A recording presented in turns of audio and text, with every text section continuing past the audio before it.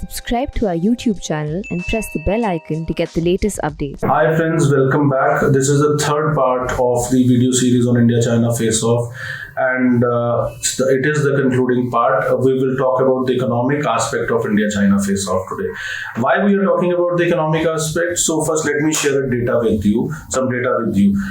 In 2019-20, the overall trade deficit of India was about $153 billion. And out of that, the share of India's trade deficit with China was around $48.6 billion or around $49 billion.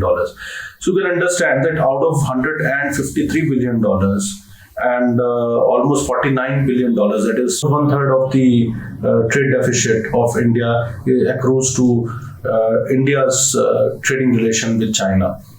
And it simply means that we are exporting much less to China, we are importing much more. So when there is going to be a boycott of Chinese goods, or when we are going to stop purchasing Chinese goods, so obviously the trade deficit is going to come down dramatically. But there are certain challenges also. One, many Indian sectors are dependent on China for raw materials.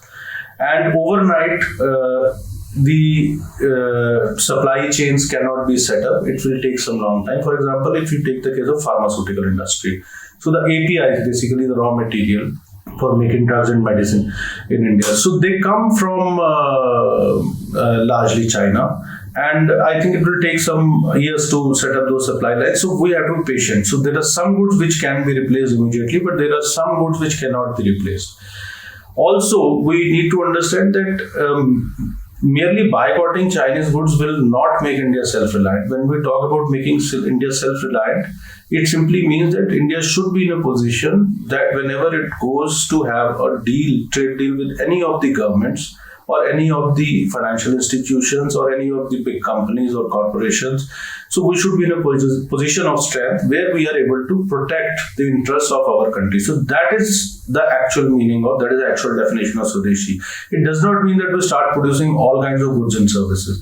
Yes, we should be producing maximum possible number of goods and services on our own so that we are not dependent on others. But we need to do it with efficiency.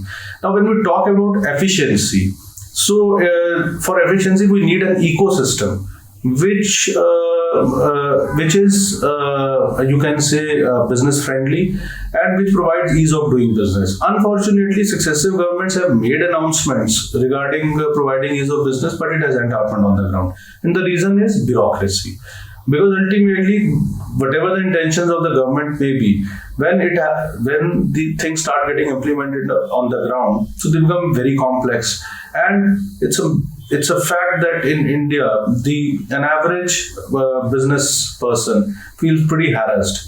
Also, the taxation system of the country, it needs a complete overhaul. It needs simplification. I think it's a very complex system. Even though GST was brought, but the GST needs to be implemented with greater efficiency. Overall, the point is that the bureaucracy has to be tamed at the grassroots, right from top to up to the grassroots level, and especially where there is a last mile connectivity between the business community and the government systems. For example, the government has several times announced that there are single window schemes for many industries. But the fact of the matter is that it doesn't happen. In fact, and it is not the fault of any particular political executive. I think ultimately it is a bureaucracy which messes up the whole thing. There are certain bureaucrats who may not be doing this thing, but largely people are really wary of this babudam. So I think we need to get this thing corrected. Until and unless it is done, this dream of making India self-reliant will just remain dream. But if we can do it, and I'm sure this government has the wherewithal, it also has the willpower to do it. It has to, hopefully it will take it forward. But then there comes another complex issue. Because of our federal structure, issues like land and labor, which are two major economic components. Now they are part of the state list. So there is no uniformity of laws. Also, the reforms haven't happened in cases of both land and labor because it's a political sensitive issue. Ironically, whichever party comes to power, the other party starts opposing it whenever there is an effort to bring some reforms in the field of land, there is an attempt to bring land reforms or labor reforms.